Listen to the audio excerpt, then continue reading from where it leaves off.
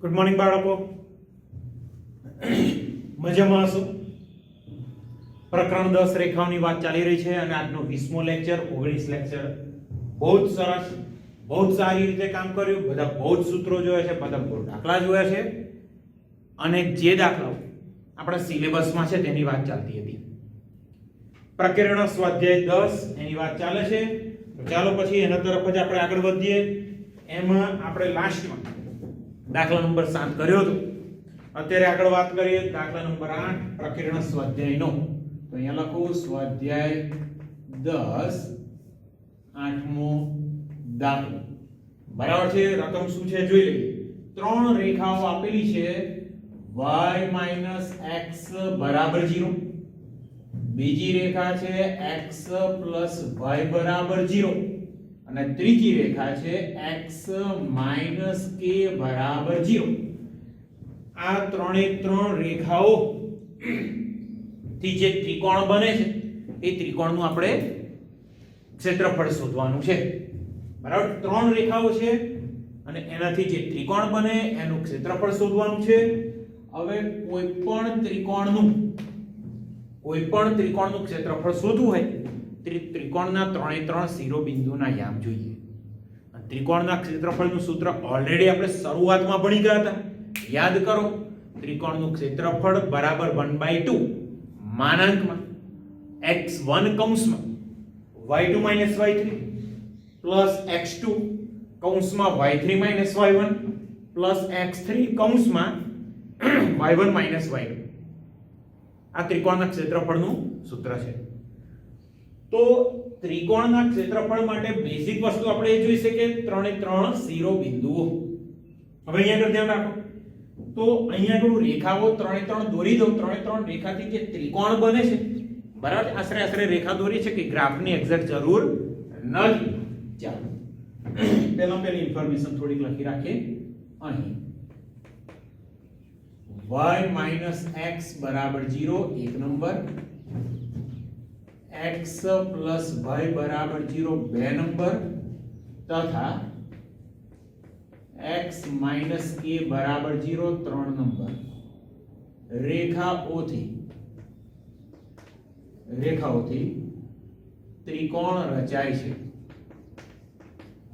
ત્રિકોણ બને છે, રચાય છે, જે લખો એ ચાલશે. ચાલો ત્રણ રેખાઓ દોરી દઈએ. આ થઈ ગઈ ત્રણ રેખા અને એનાથી આ ત્રિકોણ બની ગયું. બરાબર છે? આ ત્રણે ત્રણ રેખા થઈ ગઈ. ધારો કે પહેલી રેખા નામ આપી દઉં છું y - x બરાબર 0. બરાબર છે? આ પહેલી રેખા. આ બીજી રેખા x + y બરાબર 0 અને આ ત્રીજી રેખા x - k = 0. ધ્યાન રાખજો, આ પહેલી રેખા છે એક નંબરની, આ બીજા નંબરની રેખા અને આ ત્રીજા નંબરની રેખા છે. અને અહીંયા ત્રિકોણ કયો બને છે? તો કે ABC. તો અહીંયા આપણે લખવું હોય તો લખી શકાય કે ધારો કે ત્રિકોણ ABC બને છે. બરાબર છે? ધારો કે ત્રિકોણ ABC રચાય છે. તો આપણો પ્રશ્ન કયો થઈ ગયો? તો કે ત્રિકોણ ABC નું ક્ષેત્રફળ શોધવાનું છે. કેવી રીતે? તો આપણી જોડે ત્રણે ત્રણ શિરોબિંદુ હોવા જોઈએ. હવે ત્રણે ત્રણ શિરોબિંદુ માટે આપણી જોડે બેઝિક ઇન્ફોર્મેશન કે ત્રણે ત્રણ શિરોબિંદુ એટલે શું છે? તો કે બિંદુ A જુઓ તો રેખા 1 અને બીજી રેખા 2 એનું છેદબિંદુ. બરાબર? સોરી, રેખા A એ રેખા 1 અને રેખા 3 એનું છેદબિંદુ. બરાબર છે? બિંદુ A એટલે 1 અને 3 નંબરનું છેદબિંદુ છે. B એ રેખા 1 અને રેખા 2 નું છેદબિંદુ અને C એટલે રેખા 2 આડી રેખા છે અને આ રેખા 3 નું છેદબિંદુ. બરાબર છે? અહીં રેખા 1 અને 2. ચાલો પહેલા રેખા 1 અને 2 નું છેદબિંદુ. રેખા 1 અને 2 નું છેદબિંદુ કયું છે? B છે. તો આપણે B ના યામ માટે મહેનત કરીએ તો સમીકરણ 1 અને 2 તો therefore y minus x બરાબર 0. બીજું સમીકરણ છે x plus y બરાબર 0. બાળકો લોપની રીતથી આપણે a b અને c ના યામ શોધવાના છે. તો અહીંયા આગળ જો x minus plus તો અહીંયા મળે 2y equal to 0, y બરાબર 0. સમીકરણ 1 અથવા 2 માં કિંમત મૂકી દો. ચાલો 1 implies સમીકરણ 1 y minus x બરાબર 0, પણ y તો અહીંયા 0 છે તો x પણ શું મળશે 0. તો therefore b ના યામ, ચાલો b એ શું થઈ ગયું બાળકો 0 0 ઉગમ બિંદુ થઈ ગયું, b ના યામ થઈ ગયા 0 0. હવે 1 અને 3 નું છેદ બિંદુ, તો સમીકરણ 1 બરાબર છે સમીકરણ 1 આ રહ્યું, સમીકરણ 3 નું છેદ બિંદુ કોણ છે a. ચાલો હવે 1 અને 3 નું છેદ બિંદુ એની વાત કરીએ. જોતા રહીએ. હવે સમીકરણ કાં તો રેખા, તમે જે લખો સમીકરણ અથવા રેખા 1 અને 3 નું છેદ બિંદુ કોણ છે તો કે a છે, તો a ના યામ શોધવાના. સમીકરણ 1 જોઈ લો y minus x બરાબર 0 અને અહીંયા છે x minus k બરાબર 0. જોઈ લો x કેન્સલ તો અહીંયા મળ્યા y minus k is equal to 0, તો y બરાબર. હવે y બરાબર k આ કિંમત ક્યાં મૂકીએ સમીકરણ નંબર 1 માં. તો therefore 1 implies સમીકરણે કહ્યું છે તો કે y minus x બરાબર 0, y છે આપણી જોડે k minus x 0, તો x બરાબર મળી ગયા k. તો therefore a ના યામ કયા મળ્યા k બિંદુ a છે એના યામ થઈ ગયા. હવે બિંદુ c ના યામની વાત કરીએ તો બિંદુ c એ કોનું છેદ બિંદુ છે જુઓ તો કે સમીકરણ નંબર 3 અને સમીકરણ નંબર 2. તો હવે રેખાઓ 2 અને 3 નું છેદ બિંદુ કોણ છે તો કે c છે બરાબર છે. b ના યામ મળી ગયા છે જોઈ લો, a ના યામ પણ મળી ગયા. હવે c ના યામ તો સમીકરણ number 2 x plus y equal to 0. સમીકરણ નંબર 3 જુઓ x minus k equal to 0, તો અહીંયા માઈનસ પ્લસ k કેન્સલ, અહીંયા મળ્યા y plus k બરાબર 0, તો y બરાબર થઈ ગયા માઈનસ k. ચાલો y યામ મળી ગયો બિંદુ c નો. x યામ માટે કામ કરવાનું છે સમીકરણ નંબર 2 પરથી. તો 2 implies x plus y બરાબર 0, y ની જગ્યાએ માઈનસ k, તો આ થઈ ગયા x બરાબર. તો બિંદુ c ના યામ x યામ k અને y યામ માઈનસ k. તો therefore c ના યામ k માઈનસ k. c ના યામ અહીંયા કયા આવશે k અને માઈનસ k થશે. જોઈ લો અહીંયા આગળ 3 એ 3 બિંદુના યામ મળી ગયા x1 y1 x2 y2 x3 y3 બરાબર છે. 3 એ 3 બિંદુના યામ મળી ગયા. અને હવે વાત કરવાની ત્રિકોણના ક્ષેત્રફળ બરાબર છે. ચાલો અહીંયા આગળ જોઈએ.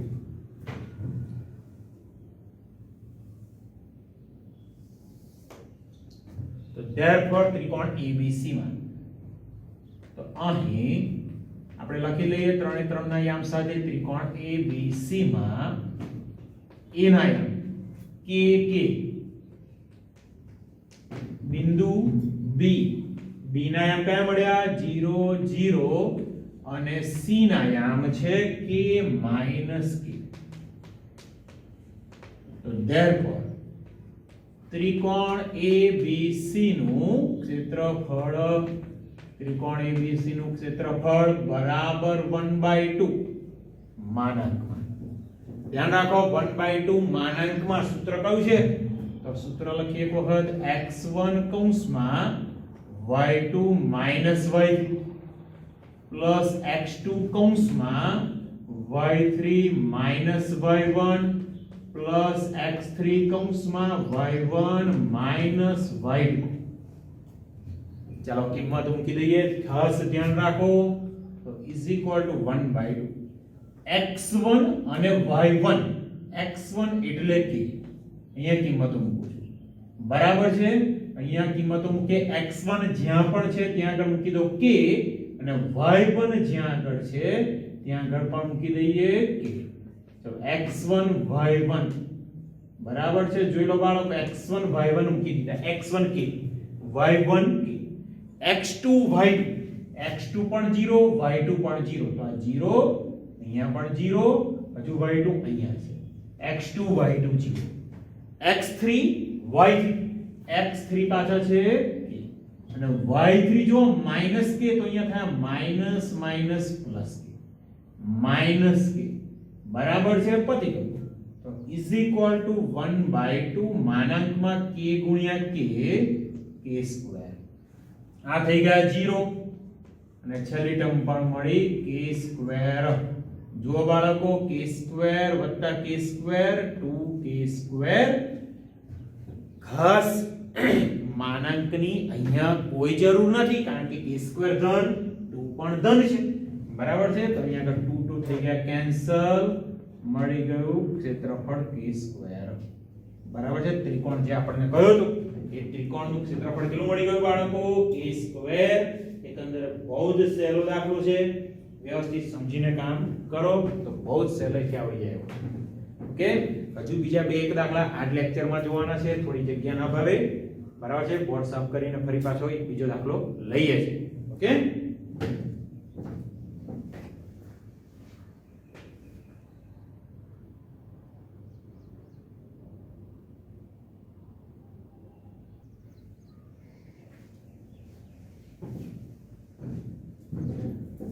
ચાલો બાળકો વધુ આગળ ચર્ચા કરીએ.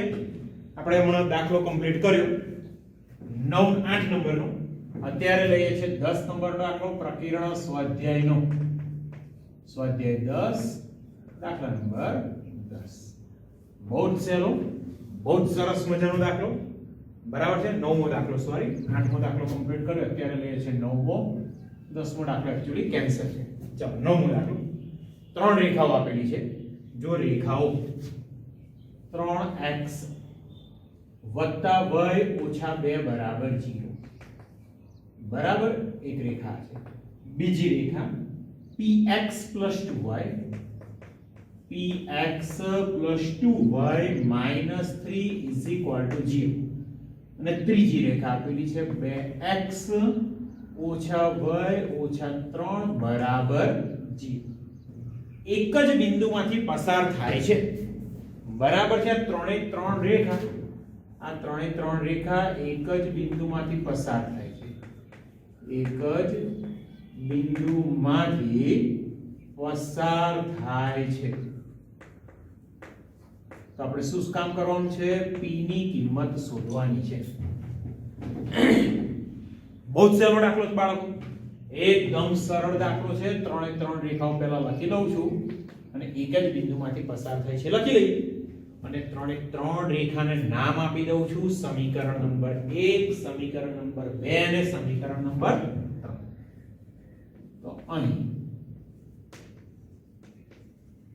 રેખાઓ, ચાલો પહેલી રેખા 3x y ઓછા 2 બરાબર 0, એક નંબર.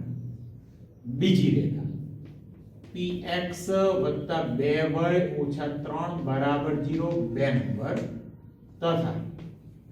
તથા ત્રીજી રેખા 2x ઓછા y ઓછા 3 બરાબર 0, 3 નંબર. એક જ બિંદુમાંથી પસાર થાય છે, એક જ બિંદુમાંથી પસાર થાય છે.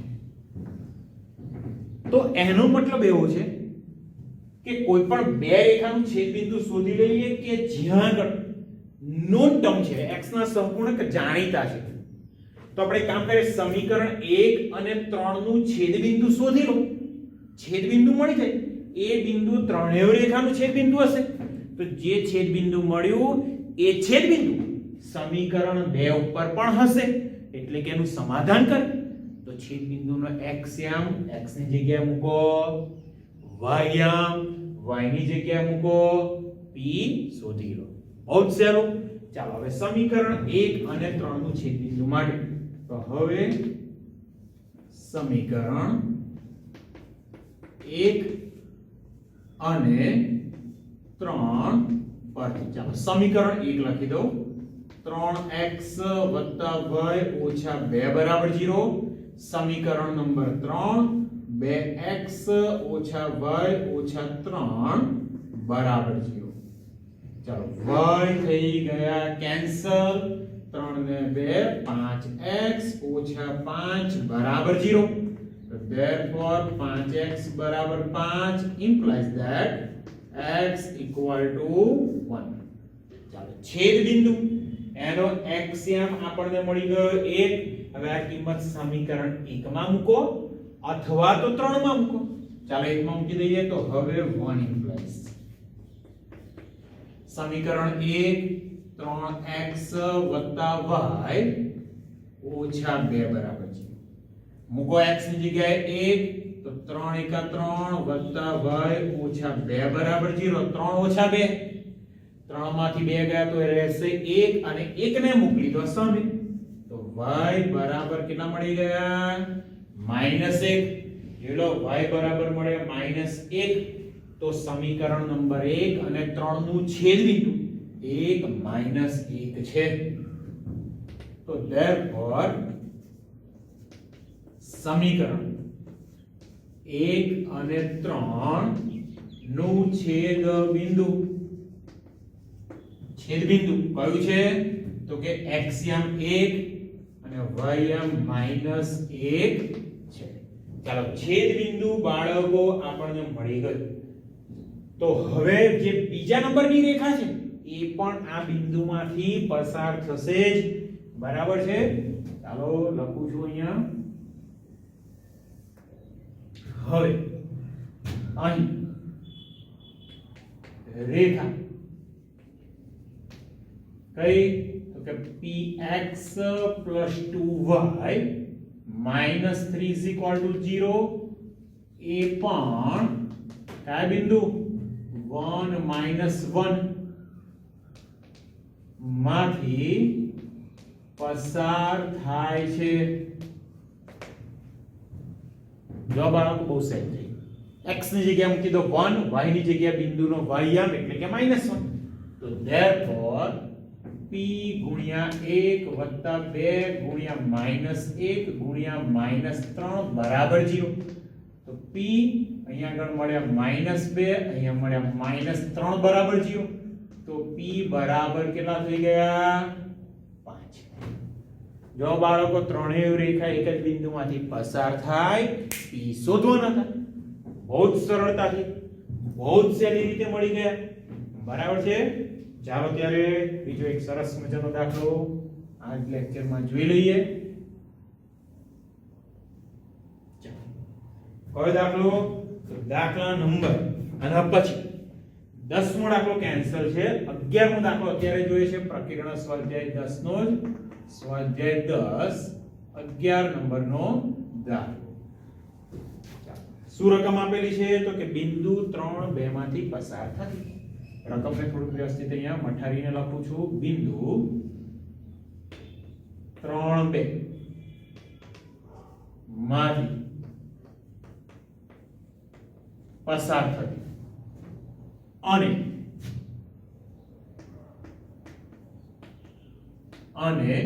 રેખા x - 2y = 3, x - 2y બરાબર 3 સાથે 45 ડિગ્રી નો ખૂણો બનાવતી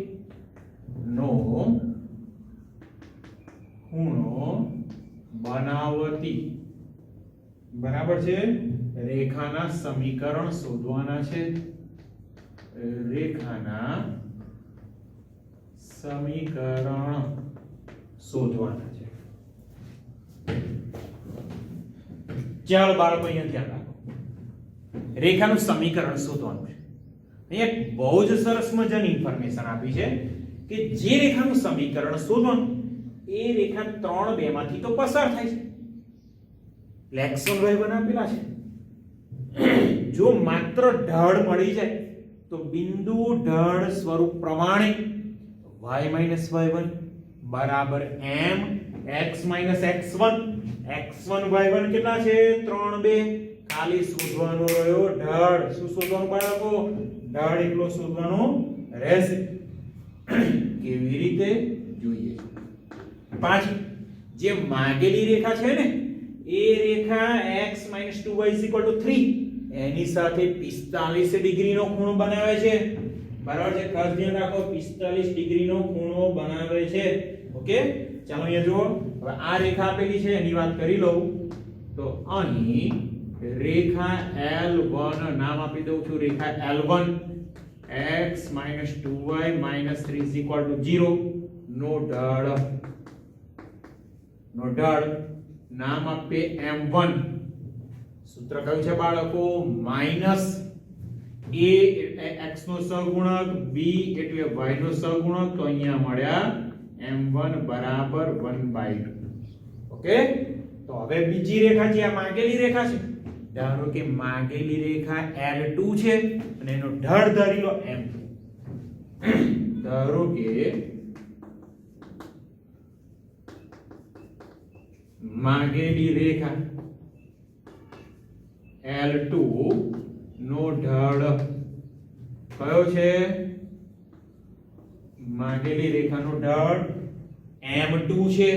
બરાબર છે? માગેલી રેખાનો ઢાળ m2 છે. હવે બંને રેખા વચ્ચેનો ખૂણો કેટલો છે? 45 ડિગ્રી. તો અહીં લખીએ આપણે L1 અને L2 વચ્ચેનો ખૂણો થીટા કે આલ્ફા જે લખવો હોય એ થીટા બરાબર 45 ડિગ્રી છે. બાળકો કયું સૂત્ર? બે રેખા વચ્ચેનો ખૂણો થીટા હોય એમાંથી એક રેખાનો ઢાળ m1 બીજી રેખાનો ઢાળ m2. તો સૂત્ર કયું? tan થીટા બરાબર માનાંકમાં m1 m2 છેદમાં 1 પ્લસ m1 into m2. તો અહીંયા આગળ therefore tan થીટા બરાબર માનાંકમાં m1 m2 ના છેદમાં 1 plus m1 into m2. Theta આપણે જાણીએ છીએ 45 ડિગ્રી છે અહીંયા આપેલા છે. m1 પણ જાણીએ છીએ 1/2. m2 શોધવાના છે. તો therefore tan 45 ડિગ્રી બરાબર m1 1/2 માઈનસ m2 ના છેદમાં 1 plus m1 into m2. tan 45 degree બધા જ જાણો છો. tan 45 ડિગ્રીની કિંમત કેટલી થવાની બાળકો? tan 45 ડિગ્રી થઈ જવાના 1. બરાબર છે? તો અહીંયા આગળ થશે tan 45 ડિગ્રી 1. લસા લઈ લો તો 1 2 m2. બગડો અહીંયા ગુણાશે તો 2 m2. હવે માનાંક દૂર કરો તો પ્લસ ઓર માઈનસ 1. તો therefore 1 2 m2 ના છેદમાં 2 plus m2 is equal to 1. અને બીજી શક્યતા 1 2 m2 ના છેદમાં 2 plus m2 is equal to minus. જો માગેલી રેખાનો ઢાળ m2 છે, બંનેમાંથી m2 મળશે એટલે કુલ બે રેખાઓ મળવાની છે. અને પાછી માગેલી રેખા કયા બિંદુમાંથી પસાર થાય છે? 3 2. અહીંયાથી ઢાળ મળી જશે. બિંદુ છે ઢાળ બિંદુ સ્વરૂપ. ચાલો m2 શોધીએ. therefore 1 2 m2 is equal to 2 plus m2. બગડો ગયો આ બાજુ તો 1 2 એટલે થવાના -1 અને 2m2 ગયા સામે. -2m2 સામે ગયા તો પ્લસ 2m2 plus m2 તો થશે 3 times m2. તો m2 બરાબર કેટલા મળ્યા -1/3. ચલો આવી જ રીતે બીજી રેખા માટે પણ વાત કરી લે, બીજા ઓપ્શન માટે બરાબર. તો therefore 1 - 2m2 -1 થી ગુણો -2 -m2. જો હો -2 આયા બાજુ તો 1 + 2 3 -2m2 પેલી બાજુ તો -m2 હતા, -2m2 સામે ગયા એટલે થયા +2m2. -m2 + 2m2 મળ્યા m2. ચલો બંને ઓપ્શનમાં આપણને રેખાના ઢાળ મળી ગયા 1/3 અને 3. હવે શું કરીએ તો કે 1/3 -1/3 ઢાળવાળી અને 3 માંથી પસાર થતી. હવે m2 બરાબર -1/3 ઢાળ વાળી તથા કઈ બિંદુ 3 2 માંથી પસાર થતી માંગેલી રેખાનું સમીકરણ. બહુ જ સહેલું બાળકો. કયું સ્વરૂપ? બિંદુ ઢાળ સ્વરૂપ. બિંદુ x1 y1 ઢાળ m તો y - y1 બરાબર m * x - x1. તો અહીંયા થશે y - y1 એટલે 2 m -1/3 x - 3 ને અહીંયા ગુણી દો તો 3y 3 દુ 6 -1 અંદર બરાબર. તો -x + 3 ને આ બાજુ લઈ લો તો -x આ બાજુ આવ્યા તો થશે x + 3y 3 ને પાછા આ બાજુ તો -6 - 3 મળી ગયું એક શક્યતા. હજુ બીજી શક્યતા બાકી છે બાળકો. બરાબર છે, બીજી શક્યતા બાકી છે. એમાં ઢાળ કેટલો છે? 3. તો સેમ આના જેવી વાત છે. તો હવે m2 બરાબર 3 ઢાળ વાળી તથા સેમ બિંદુ. કયું બિંદુ છે? તથા 3 2 માંથી પસાર થતી માંગેલી રેખાનું સમીકરણ.